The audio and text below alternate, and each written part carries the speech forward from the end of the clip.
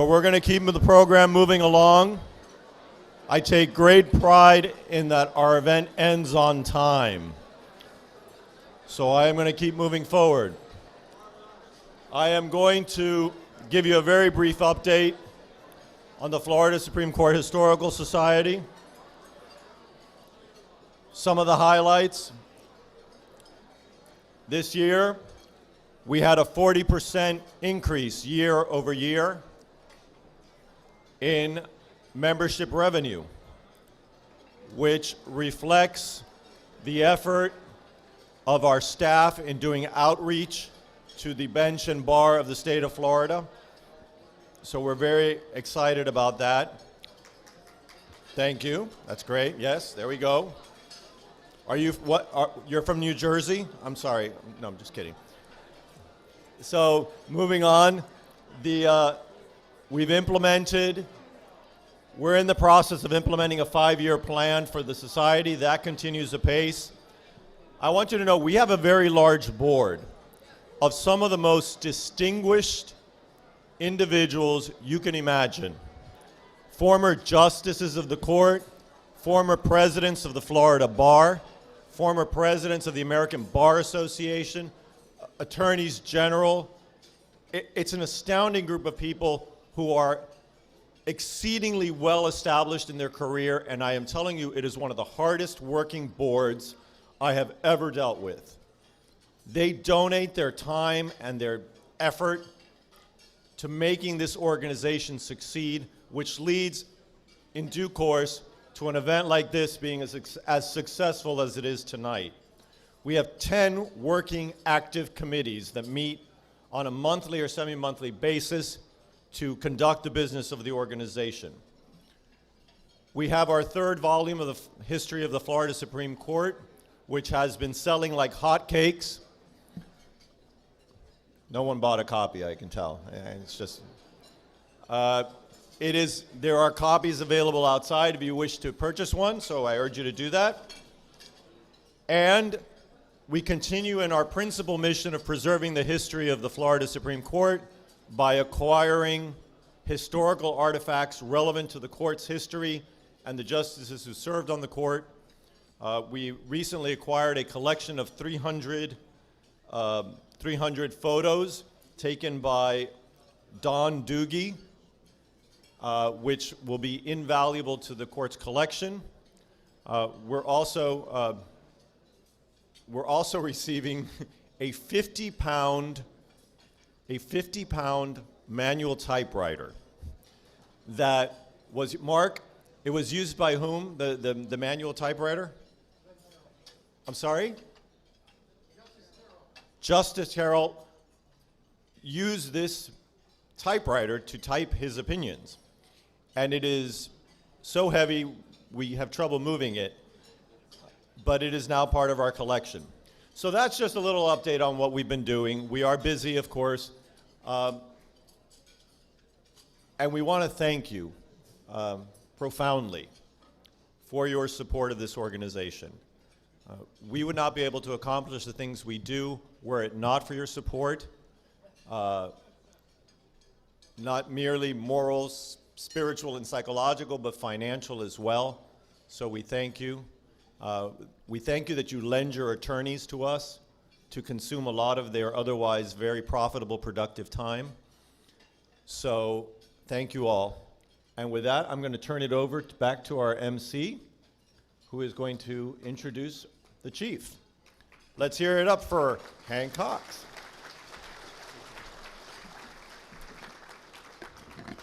Before I do that, I want to recognize a few more people. I intentionally did not include the federal judiciary when I spoke earlier. Pretty smooth, huh? The Honorable Patricia Seitz of the Southern District, sitting over there. The Honorable Robert Hinkle of the Northern District. And once again, did I forget anybody?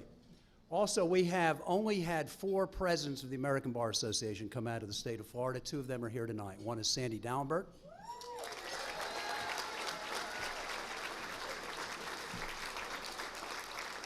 And the other is Steve Zach. And if I could introduce Michelle Suskauer, the president of the Florida Bar, and the former presidents of the Florida Bar, if they could rise.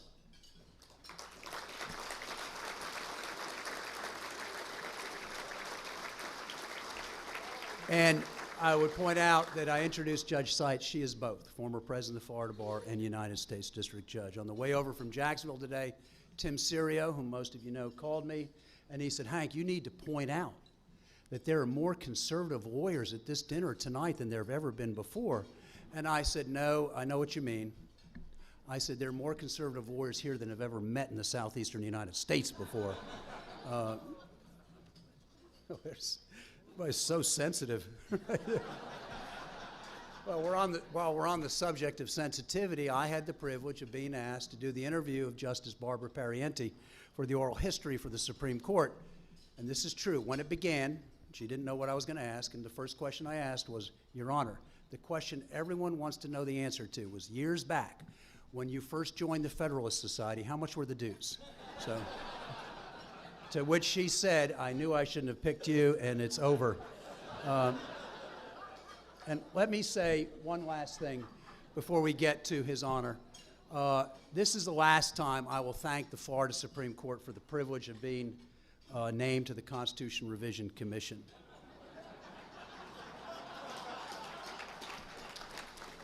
And I say that it was really an honor because you'd met on the floor of the Florida Senate, and instead of the senators' names on the wall, they had the names of the commissioners. And you had your green light and your red light, and the very first vote they took, there were 36 green lights and my red light. That's true. So I said, this is never going to happen again. So I was asked by the court to make a presentation to the commission on the issue of something which was fairly innocuous, had to do, where's Justice Olson?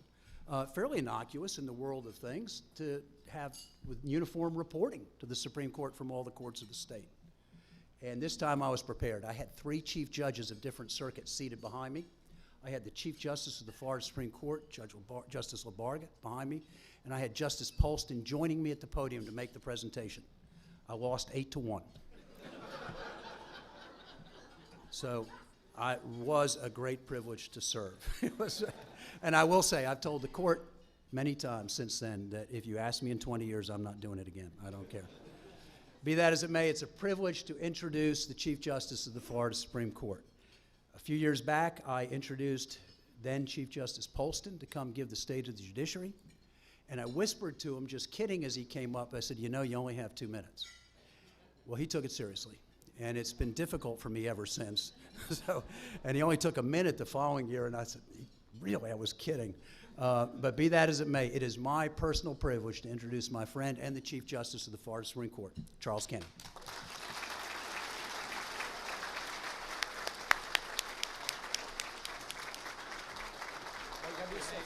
Thank you, Hank. Thank you. Thank you very much. Well, I'm delighted to be here this evening. Most of you who know me know that I am a great admirer of Justice Polston. I'm a great admirer of all my colleagues, but I certainly intend to follow his example this evening. My job is to talk about the state of the court, give you an update on the court. The governor really stole my thunder. I mean, how could I follow that with anything more other than to say how delighted I am, along with the other old justices, to welcome our 3 new colleagues. I can tell you this, they've been at the court only a short period of time, but I know from their past experience and what I've seen during their brief time at the court that they are people who will go about the work of justice with great dedication and great commitment. I also believe that they are people who every day when they come will have foremost in their mind their responsibility to be faithful to the oath they took to uphold our Constitution. And I'm very grateful for their commitment to the rule of law. I want to thank all of you for your support for the Historical Society, for preserving the history of our court. I want to thank you for your support for our whole system of justice, for your support for an independent judiciary, which is a bulwark of liberty in this land. And without knowledgeable people who defend it, it will always be at risk. And so we are very grateful to you for your support for constitutional government, for your support for an independent judiciary. And I am not very good at math, but I can tell time, and I don't want to delay our wonderful speaker tonight. It's a great honor to be here with Ted Olson and all of you. Thank you very much.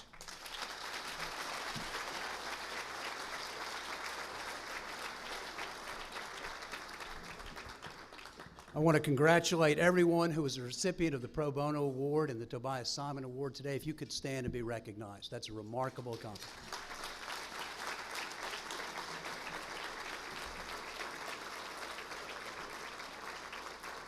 In that vein, some of you were excited to see that the United States District Court for the Jacksonville Division of the Middle District awarded $3.6 million yesterday to legal aid as part of sanctions against lawyers. Unfortunately, it was my client's money who they awarded, and so we'll get past that. Now, to the matter at hand. During the CRC year, I met regularly when I was in Tallahassee every morning at the DoubleTree for breakfast with Bill Schifino, with Jack Harkness, with Steve Metz, and with Barry Richard. And what we did was depend upon, to a great extent, the insight from Barry Richard on what he thought about this process, different issues, et cetera. And that was wonderful. When the process was concluded, the CRC hired Barry Richard to represent them before the Supreme Court. And Barry offered what I thought was the worst legal advice I have ever seen in my life to the Supreme Court. But in any event, he is a longtime friend. I would rank him as one of the greatest lawyers this state has ever produced, Barry Richard.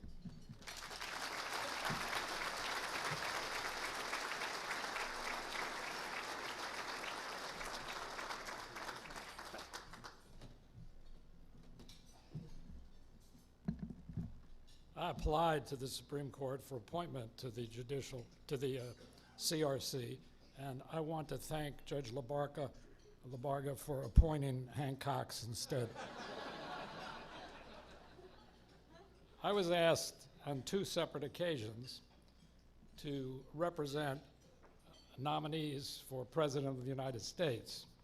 The first time was the morning after the election when I was asked if I would represent George W. Bush, and I said I need some time to think about it. Yes. That's where I met Ted Olson. Incidentally, the second time I was asked was 2012, by which time my wife had become the North Florida finance chair for Obama, and I received a call from Ben Ginsberg, who was the general counsel to the Republican Party, and he asked me if I would represent Mitt Romney. And I said, no, I'm sorry, I can't do that. And he said, why not? And I said, because I want to keep sleeping with my wife. And Ben said, say no more. So let me return to 2000 and my meeting with Ted Olson. Ted and I met the evening after the election. There had already been 1 lawsuit filed, and there was a firestorm of lawsuits expected. And Ted and I spent some time discussing constitutional theories and litigation concepts. And I went home that evening and I said to Allison, I met an extraordinary lawyer today. He's a man that has an uncommon knowledge of constitutional law and has a whip-smart idea of legal strategy. And I'm really looking forward to working with him. Regrettably, that didn't come to pass because within 1 week, 47 cases had been filed. Ted and I decided that he would take the federal cases and that I would take the state cases, and because neither one of us wanted to be bogged down in meetings with political committees, Ted went to Washington to work from his office, and I stayed in Tallahassee to work from my offices. And we spent the next 36 days watching each other on television. But I have followed Ted's extraordinary career with respect and admiration.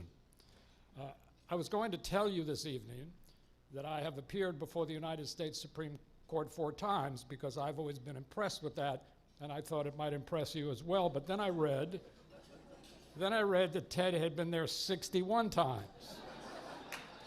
And when I read that, I thought, well, he was Solicitor General. That's their day job. It's no big deal. But then I read that he had been there 12 times before he became Solicitor General. That's 12 more times than 99.9% of the lawyers in this country ever go to the Supreme Court. And so I decided not to mention my measly 4 times before the Supreme Court. Now, I could recite to you a list of Ted Olson's accomplishments, but you can read it yourself online if you've got a lot of time on your hands. And it wouldn't really do justice to Ted, because it seems to me that what makes him special is not the rewards and the accomplishments he's gotten, but the reasons that he does what he does and the way that he does it. Ted has spent his entire career with one foot in the political arena and the other foot in the courtroom. And he has never allowed politics to interfere with his professionalism and his integrity. He has lived through a period of the most fractured ideology that this country has ever seen, but he has never allowed ideological dogma to interfere with his belief that the United States Constitution is for everybody. In 2015, he represented the plaintiff in Perry v. Schwarzenegger, which was one of the cases that eventually led to the US Supreme Court decision that states cannot discriminate against gay marriage. Many people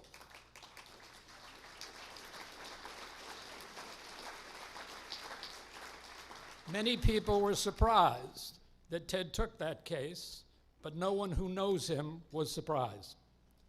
Ted is the type of lawyer who raises our legal system to the elegant temple of justice that it is when it is at its very best. And he's the type of lawyer who makes me proud to be part of this profession. Ted?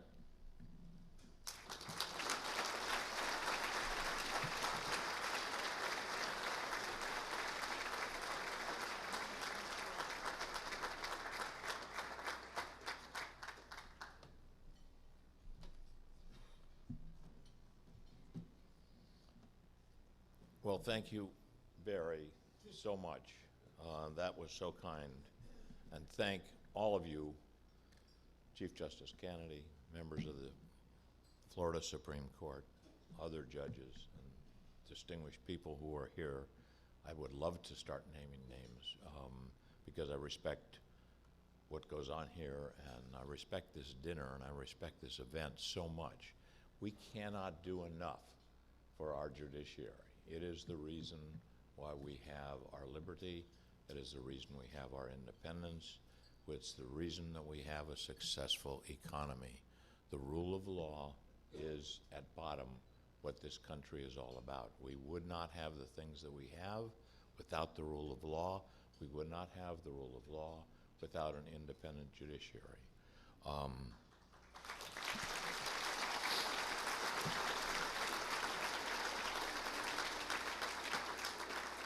I've been a part of the United States Supreme Court Historical Society, on the board of the National Center for State Courts, along with my colleague and Steve Zach's colleague, David Boies, headed a joint commission on the independence of the judiciary for the American Bar Association.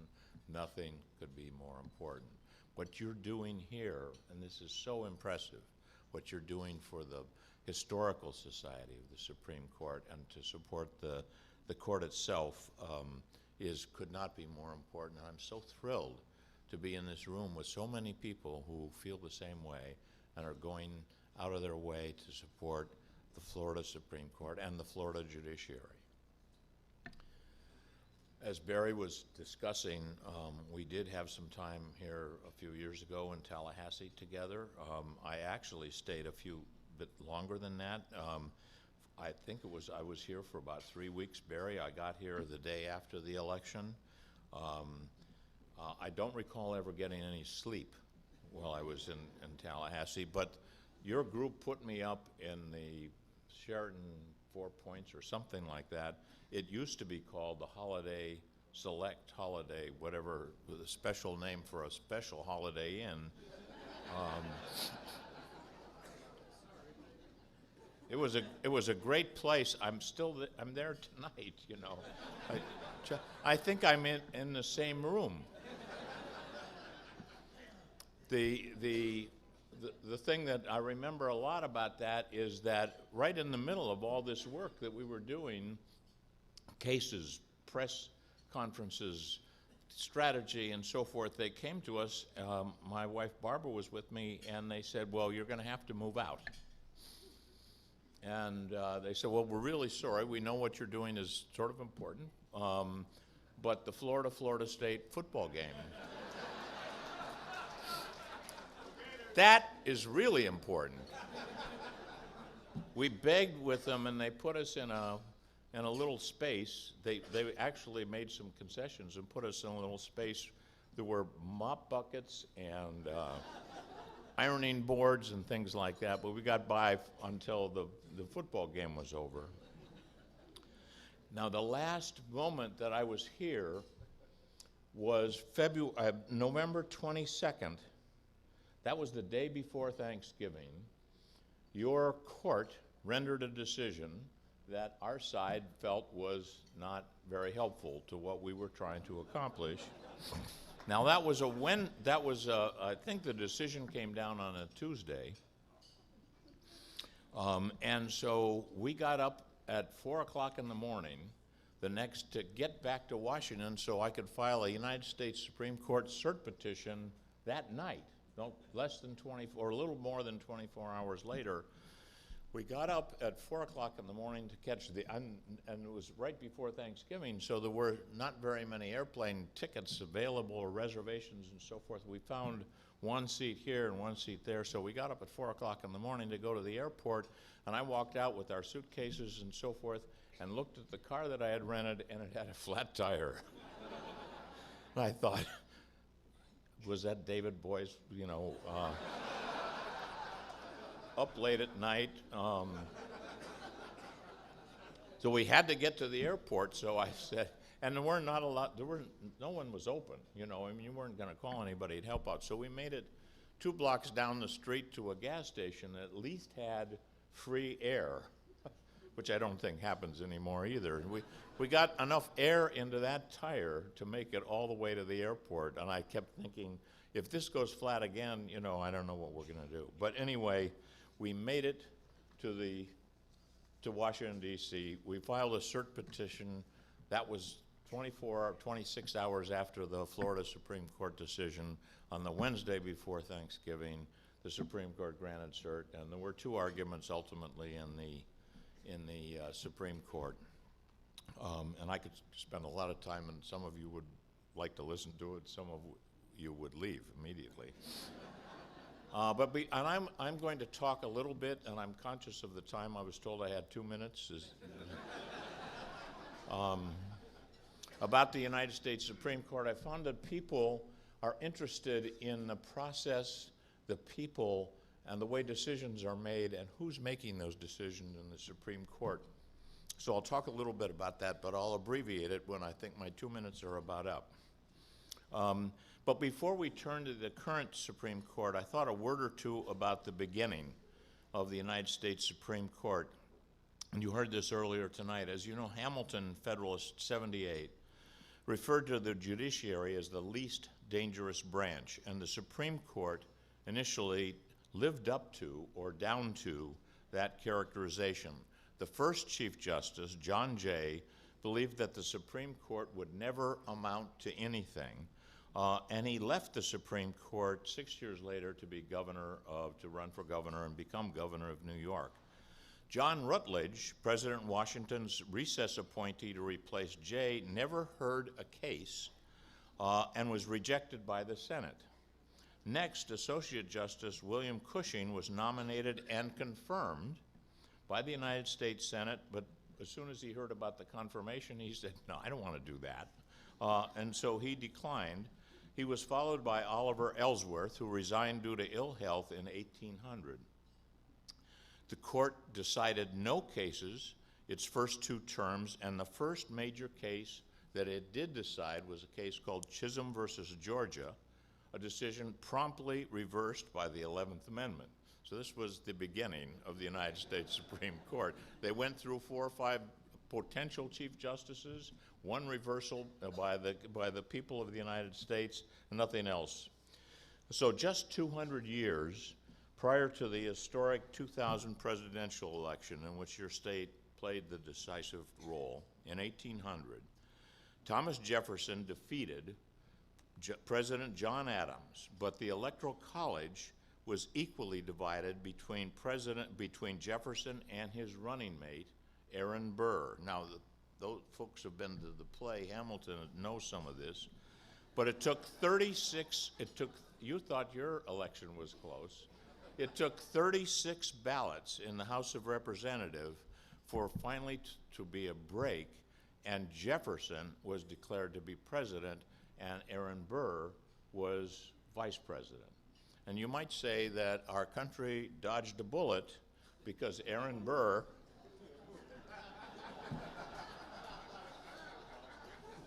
later killed Hamilton in a duel, and we think politics is tough now. But before he left office, Adams nominated John Jay to be the 4th Chief Justice. And he was immediately confirmed. The next day, he was confirmed by the United States Senate. You can see the contrast with today.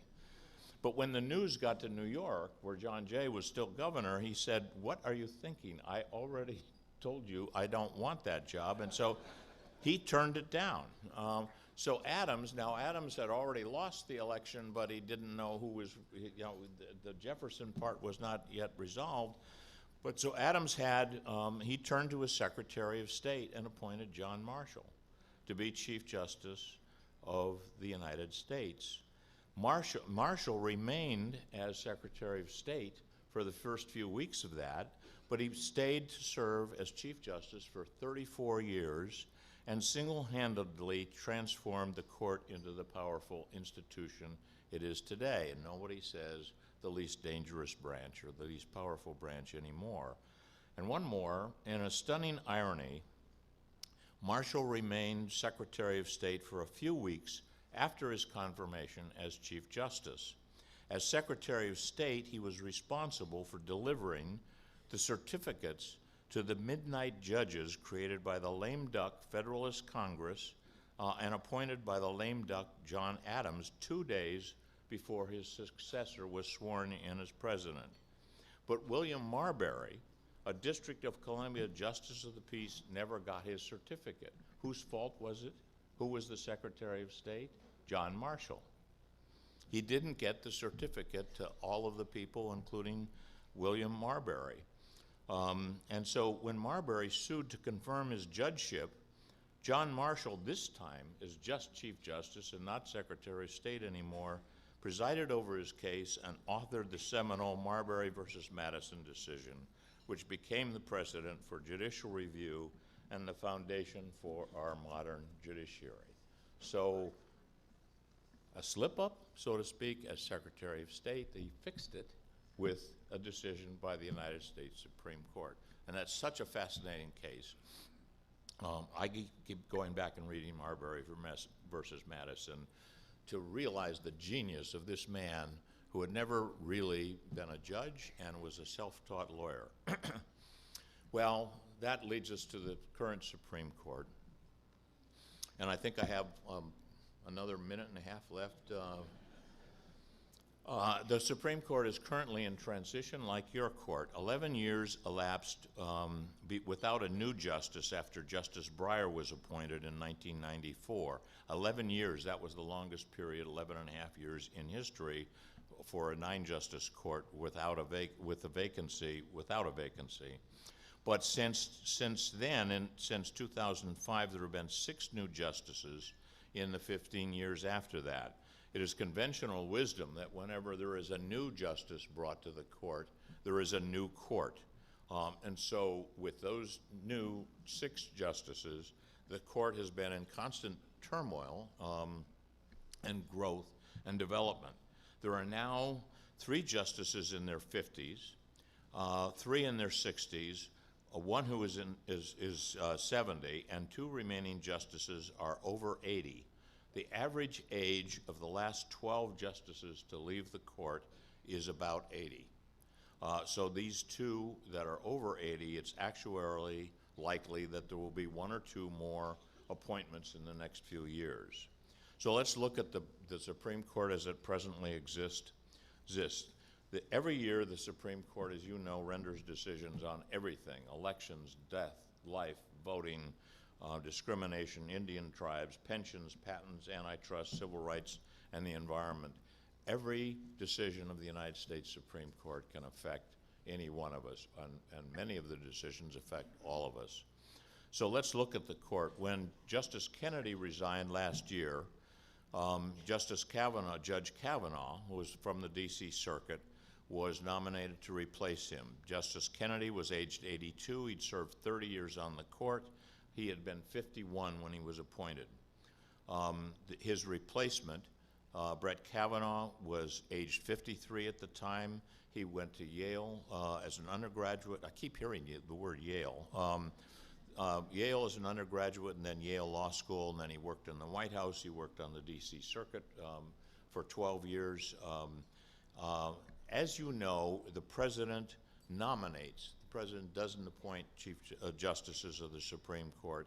So the nomination becomes an appointment by and with the advice and consent of the Senate. I've looked at the statistics for the confirmation process over the last 25 years. As has been alluded to before, it's become a strident, contentious battlefield.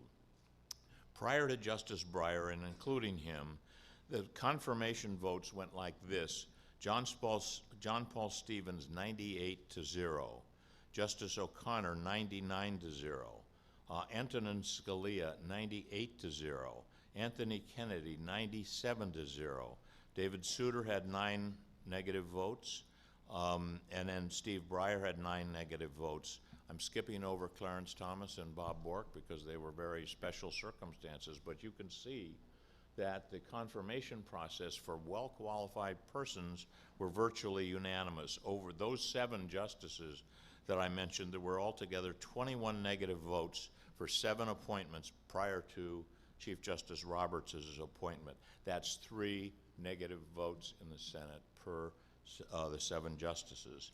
Then John Roberts, and these people, John Roberts and his successors, whose names I will mention, were all extraordinarily qualified, no matter which president you're talking about. These are fabulous people.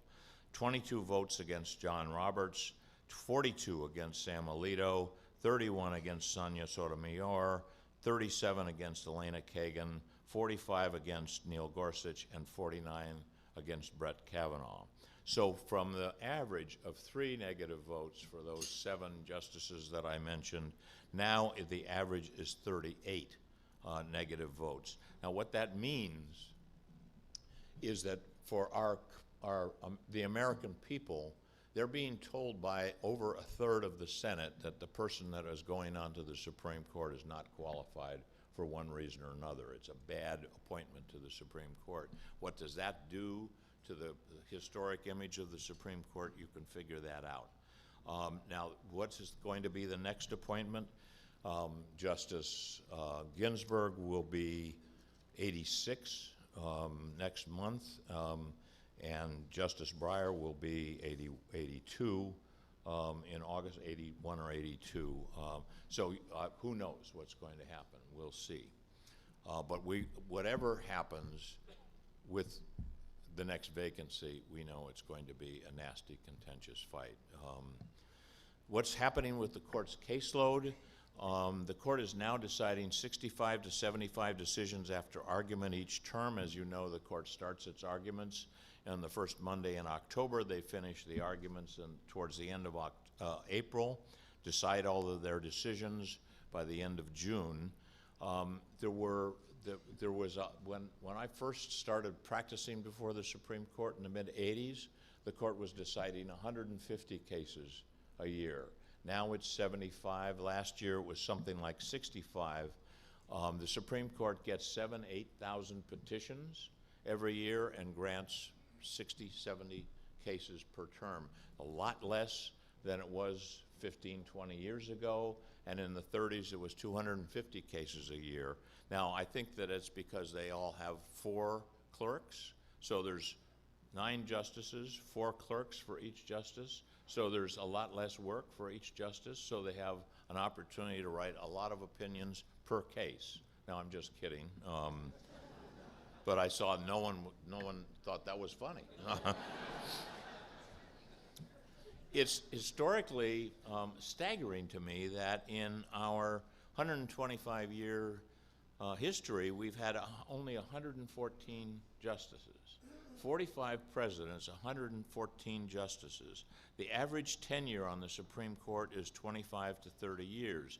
Unlike Florida, they may stay as long as with good behavior, which is a lifetime appointment. The average age, as I said, for the last justices to leave the Supreme Court is 81, 82, something like that. The current ages in appointment are quite different. The justices used to be appointed when they were 60 years old. I see that you have a 39-year-old on the court, which is absolutely great. But the age of the appointment of the justices is getting lower and lower. The average age on appointment of a justice today is 52 years old. And if you figure that a justice is going to stay on the court for 25 or so years until they reach approximately 80 years old, which is 6 or 7 presidential terms, the younger on the appointment edge and the older on the retirement or for other reasons leaving the court, means that the justices, once they're appointed, are on the court for a very long time. That's one of the reasons why it's so important, one of the reasons why it's so compelling to our citizens. When you think about the importance of the decisions and the fact that someone is appointed very rarely, typically, it becomes very, very important. We've only had 17 Chief Justices in the history of the United States.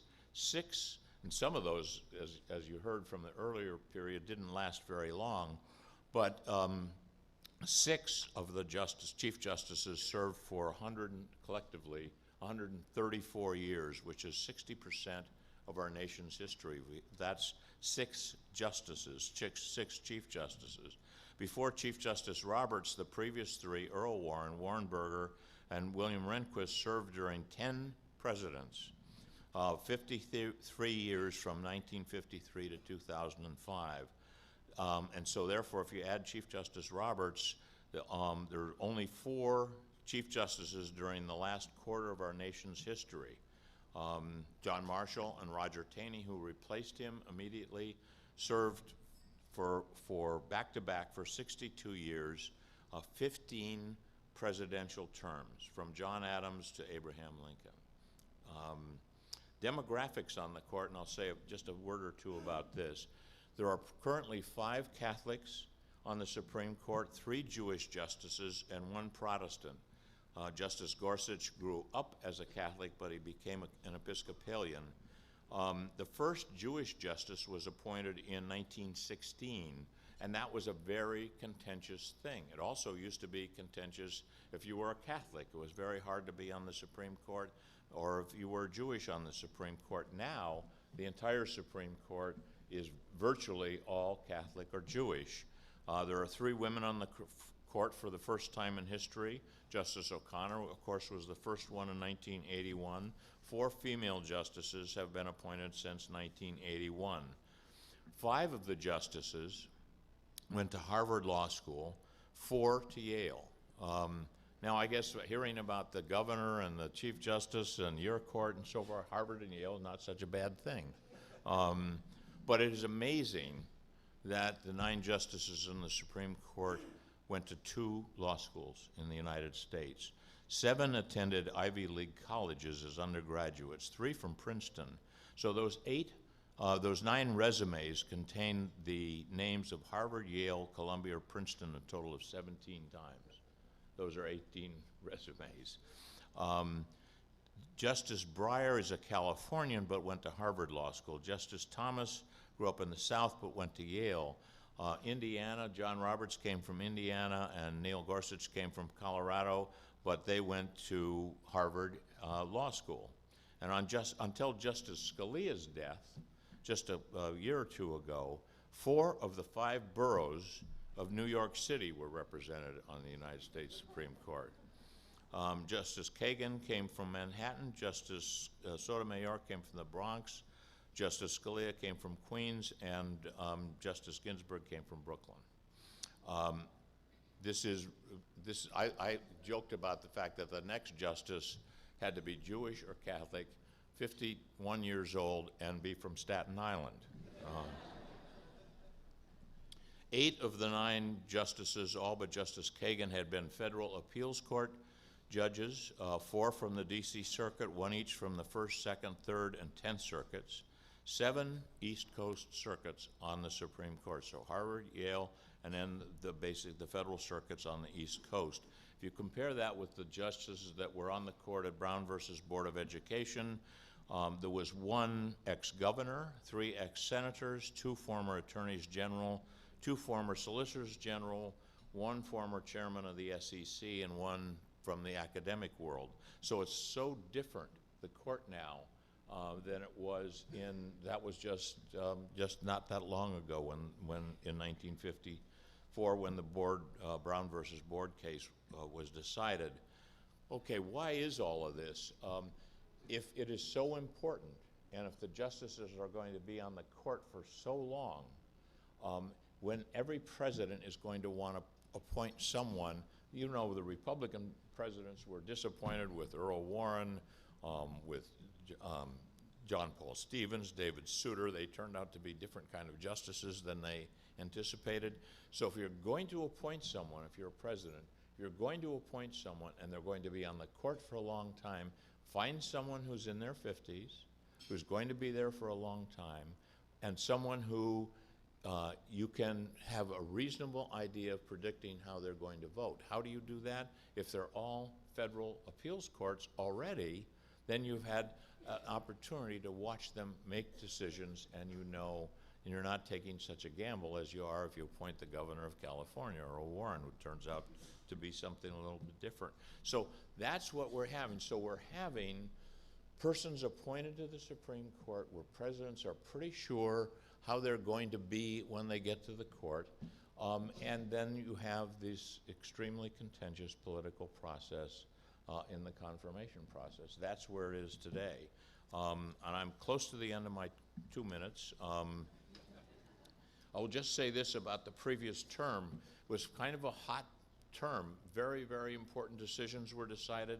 There were partisan gerrymandering decisions. There was a very, very important Fourth Amendment case involving the reasonable expectation you might have for privacy in your cell phones. There was the Janus case having to do with union dues and whether or not people who were not a member of the union could be required to pay dues to the union. That's a big deal from a political standpoint, and the raising of money. There was the Masterpiece Cake Shop case. This is the intersection between the free exercise clause, the right of an individual to express himself or herself from the standpoint of their religious convictions. The cake shop maker didn't want to make a cake for a gay couple. On the other hand, the gay couple had a constitutional right to get married and so forth. The court basically punted on that case, as they did with the partisan gerrymandering case. And then there was my favorite case, the Murphy case, which had to do with the legalization or the striking down of state laws that prohibited striking down of a congressional statute that prohibited states from legalizing sports, betting on sports. That was my case, and so that is why it's my favorite case. We had lost, I was telling someone earlier this evening, we had lost in the district court, then we lost in the Third Circuit, and then the legislature of New Jersey went back and tinkered with their statute. Then we lost again in the district court. Then we lost again in the Third Circuit. The Supreme Court denied cert. Then we lost on an en banc Third Circuit case. Then we went back to the Supreme Court, and they took the case, and we won. So that's a lesson to young people about persistence. This case, this term is going to be very interesting, but not quite as exciting. There'll be another gerrymandering case in the Supreme Court. We'll probably punt on that one again. Some of the justices on the liberal side think that the gerrymandering that takes place in these various states that prefer the party in power, the Democrats want to organize the districts so that they always win the legislative seats, and the Republicans do the same thing. Every party is equally guilty with that. But so people that protest that want to go to the Supreme Court and want the Supreme Court to say that that's wrong. The liberal members of the court want to do something to stop partisan gerrymandering. The more conservative justices of the court said, well, what are we supposed to do? This is politicians being politicians. They're doing what they do is they try to preserve their incumbency. And so the tension is between whether or not there are going to be some standards and the justices who figure what in the world are those standards going to be. We can't figure that out. That's not going to be a justiciable resolution. The other case that people are talking about now, they just took, it's the Second Amendment gun. It's a handgun case coming out of New York City. New York passed a statute saying that if you can have a handgun, because the Supreme Court in the Heller case said that that was a personal constitutional right, and then various municipalities who don't like people running around with guns have passed very restrictive laws. This New York statute says you can have the gun in your home, but you can't take it out of your home except to 7 specific shooting ranges in New York City. And so this is going to be the first test of how strictly the Second Amendment is going to restrict the ability of municipalities and states to restrict handgun ownership. And one of the important questions is going to be, is it a strict scrutiny? Is it an intermediate scrutiny? What is the level of scrutiny that the state is going to have to overcome to justify a regulation of a constitutional right? Where there is racial discrimination or restrictions on speech or restrictions on abortion, there's a very high standard applied to the government with respect to what restrictions can be applied to that constitutional right. And that's going to be the battle in the Supreme Court on that. I don't have time to, I'm down to 5 seconds. And I think, I don't know whether you wanted questions or not, but anyway, that's my coverage of the Supreme Court, that from its history all the way up to the present and what's going on in the Supreme Court now. And I'll say again, thank you for the honor of having me here now.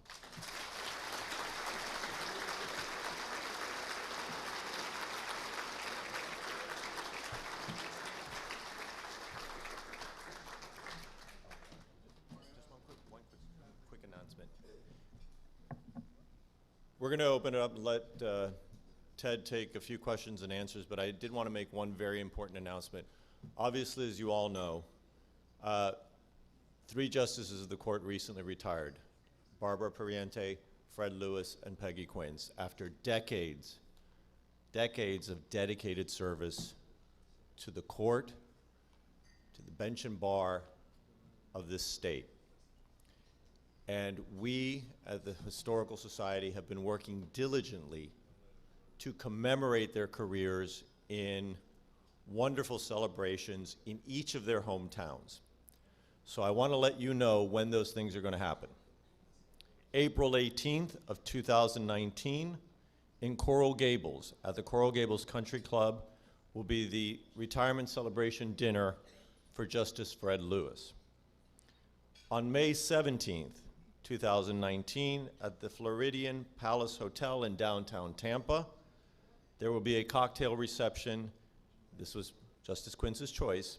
It was for Justice Quince's retirement celebration. And then the third event will be on June 8th. This will be at the Palm Beach County Convention Center in West Palm Beach. Justice Pariente chose to have her celebration done in conjunction with the 70th anniversary of the Palm Beach Legal Aid Society, so that she would use the event and the folks who would come to celebrate her career to help bolster the Palm Beach Legal Aid Society.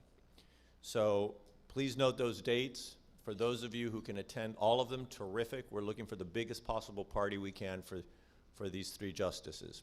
So the last thing I'll tell you is, you see these mugs are on your tables. Do you know how hard it was to set all these mugs on your table? Mark Miller is not carrying these mugs back. So take your mugs. All right? And now, Ted, if you want to take a few questions, let's. It's up to you at the time. If people have questions for Ted Olson, come on. This is. Any questions? If there, I can't see because I'm blinded by the light here. All right. Well, anyway, Ted will linger. If you want to talk to him, come talk to him, and he can chat with you. Thank you all, and good night.